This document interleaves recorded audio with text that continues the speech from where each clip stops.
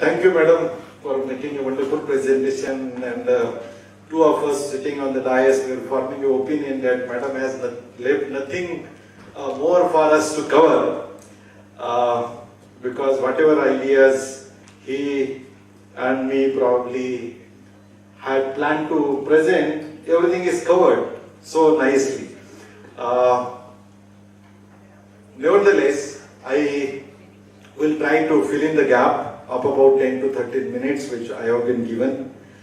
First of all, let me thank ICRA for giving me this opportunity to be with you today morning. I would like to congratulate ICRA for focusing on this area because this area is very, very important.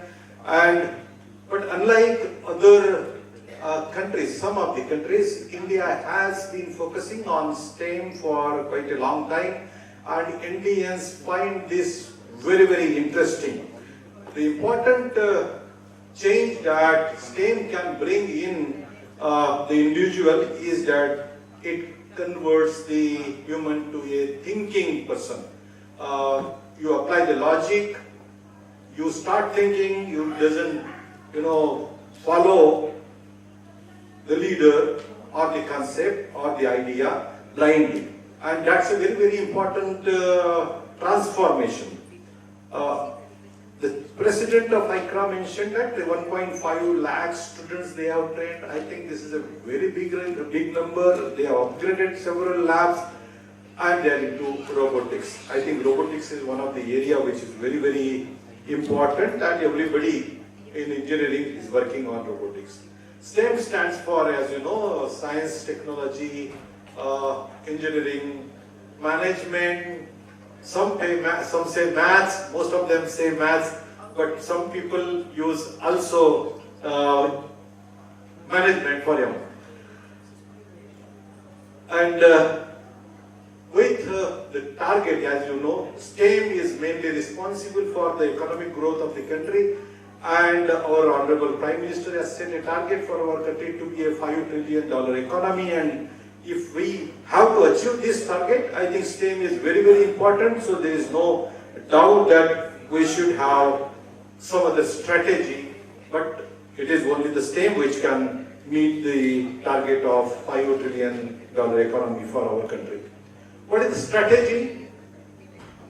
I could try to find some short form which will give you an idea, which partially I was successful in. In my opinion, STEM stands for science, technology, engineering, mathematics, and strategy is also in the same order, say STEM.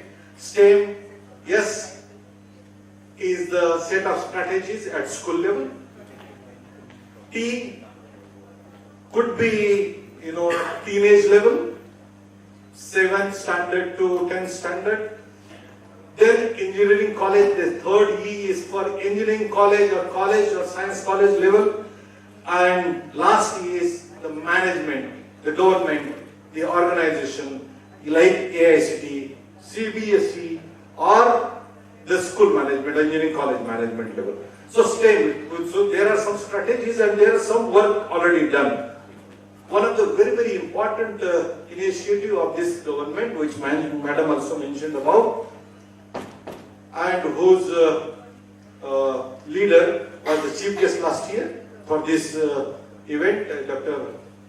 Ramanan, has started a tinkering lab. And a huge target is made by them. 5,000 adult tinkering laboratories are already set, and they have a huge target for next 5 years, and that has really brought in the transformation. My wife wanted to gift me something on my 50th birthday, and one of the gifts she has given to me was in the form of an adult tinkering lab for my school. I did my schooling from a small village where there is a school. School completed 100 years last year, and she has pursued with the principal, the head of the institution, head of the school, headmaster, and they had applied 2.5 years before to get the tinkering lab. Fortunately, the school was selected and school has now a laboratory. I would like to share that on the 100th year of the centenary year of this school, none other than Padma Bhushan Dr. Vijay Bhatkar, the supercomputer man of the country, had consented to inaugurate the lab in my school because he also belongs to the same village. So that is another reason why he agreed to. And at his hand we inaugurated the lab last year.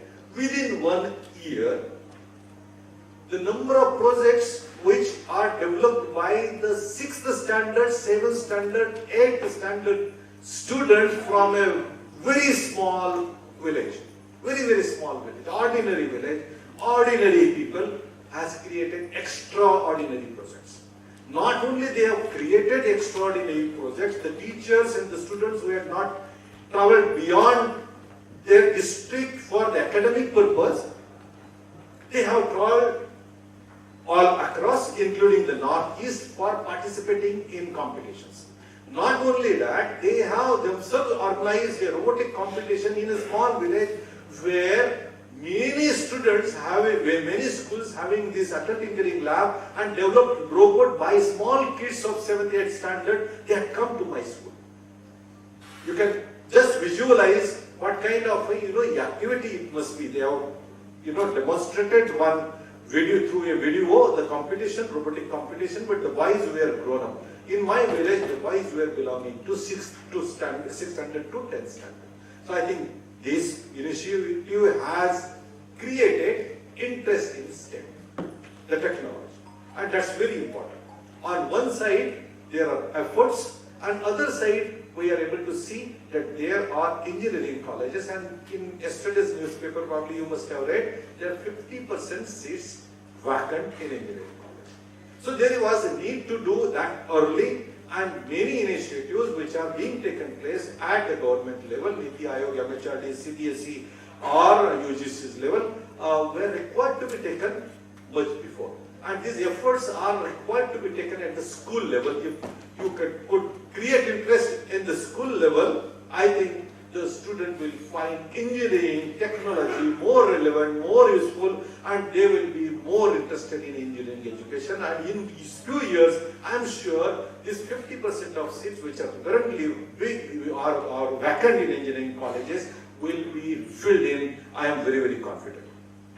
There are of course many initiatives. Madam mentioned about all of them more. Like Aviskar competition in Maharashtra also. Maharashtra government has started a lot of competition for engineering college students, diploma students, and also school level where a lot of interest of the student is found. And more such initiatives are required. One of the idea that I would like to float here is what is required to be done and what ICRA is working on and needs to be worked on a bigger scale is that give an opportunity to engineering college student to make a presentation. Presentation can be popped in 6-7 parts and send the student or let the student go to his own school from where he did his schooling and make one presentation. And that presentation, if started as a mission, which because I belong to AICTE, I will definitely try at doing it, but we will not be able to do it. We will be able to do it only with your help. All engineering students, if you send to their schools, back to their school for one day and give a presentation in the classroom where they had sat 3 years, 4 years before, giving the details of the technical education in the country, information about the school, information about the department they are working in, information about the life in the college, information about the courses they study, information about the employment opportunities, and information about the projects, automotive, robotics, and the project maybe they have developed. If we can do it, there will be a real transformation in the world, and you and me can't do it. We have 80 lakh seats in the colleges available. Infra is available in the country for teaching to 80 lakh engineering graduates. We are having about 45 lakh students already. If 45 lakh students go back in the country in their own schools and spend one day and talk to the students and give a presentation, I think students who are not knowing much about the engineering education will develop the interest for the STEM, and that can really change the scenario of the not only engineering education but also the economy of the country, and the dream of our Prime Minister to make this country a $5 trillion country will become true. What we have done in the school education level, one of the important initiative is outcome-based education is started. In engineering colleges for accreditation, outcome-based education has already started, and we have developed a curriculum, because there is always a complaint that what we teach and what we practice are two different things. We have developed the curriculum for undergraduate major courses and given to the country, and most of the technical universities have adopted it, and we are after other universities we are not followed. But currently I think 90% of the universities are following our curriculum. We are now coming out with a curriculum at the diploma level. We are also coming out with a curriculum for the postgraduate level in another 1 year, which will make the teaching, learning process interesting and more relevant. If it is more relevant, and the student will be finding it more interesting. Now, teaching by good teachers also being made possible through many initiatives, but one of the initiatives is the books, and we have empowered the university to allow a student to take one course out of 5%, which is 20% through the books. Don't make it compulsory to sit in the class. So if he is not finding somebody's lecture interesting, he will opt for the books offered by the best of the best IIT professor, and he has that opportunity. So there is a competition among the teachers to teach in more and more interesting way. Otherwise, the student will be going in for books. So one course out of 5 is allowed currently, and we will increase this number. Couple of experiments I had tried as HOD of mechanical engineering in one of the oldest engineering college of the country, College of Engineering Pune, where I was HOD, and I had a very short span of being HOD there. But one of the initiatives which I had started was to conduct industrial visit. Now this is not new.